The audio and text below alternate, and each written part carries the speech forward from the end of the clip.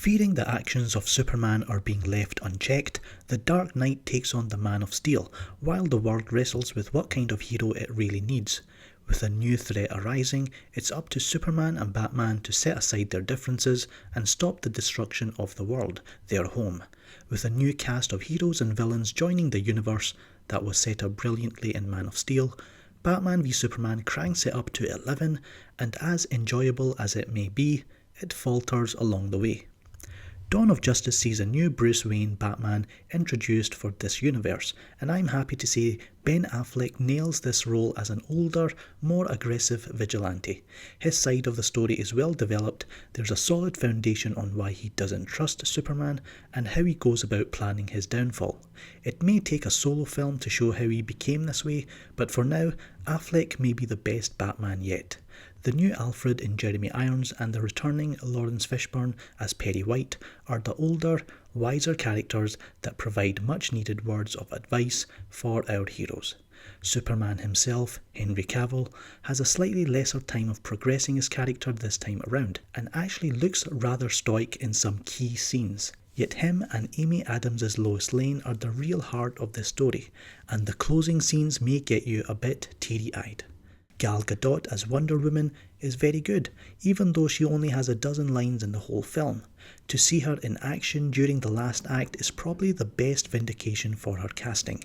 The inclusion of minor roles for Holly Hunter and Scoot McNairy give the sense of a more realised Metropolis. And finally there is Lex Luthor, an eccentric and manic take on the famous villain played by Jesse Eisenberg. This performance will either rub you the wrong way, or you won't mind it much. In my opinion, it works, with all his tics and dark turns. Although different from previous incarnations, he embodies the qualities of Luthor, but only just. The plot and subplots are engaging but uneven in presentation, so there's a lot of potential that feels squandered. For a film titled Batman v Superman, we never really see the two of them at odds enough. The motivation for them to fight is more down to misunderstanding.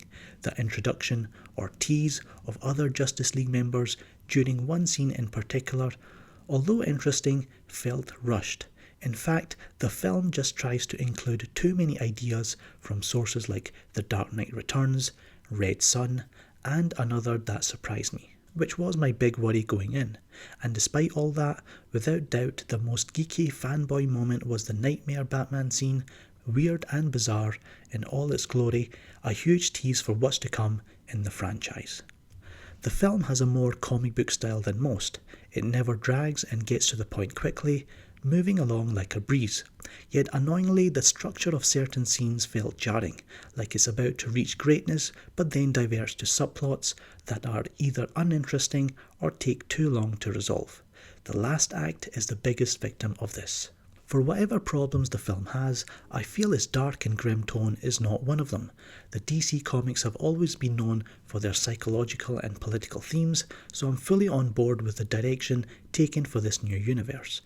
There are moments of humour from Perry White, Alfred and others several times throughout the film to break up the tension, so any accusation of this being joyless are just plain false. Definitely not the wink wink at the audience kind of jokes that some comic book films offer, but enough to make these characters memorable. In saying that, there are moments of horror and brutality that may be too much for younger children. The action scenes when they finally arrive are superbly shot. Batman's hand-to-hand combat against thugs is fast and fierce, while his showdown with Superman is the spectacle you would expect. The Batmobile and Batwing make appearances, they look and sound as frightening as ever. The final battle is given the everything including the kitchen sink treatment, an explosion of CGI that some will love and others may hate. Hans Zimmer and Junkie XL once again have produced a fantastic score to accompany this film. The standout tracks for me are the epic Their War Here and the emotional Men Are Still Good. And of course, the Wonder Woman theme is ideal for the Amazonian heroine's grand appearance. Oddly, there are scenes where the music becomes intruding and loud when a more subtle approach was required. As much as I loved watching these iconic characters finally on screen together, I feel it's a step back from the more focused Man of Steel.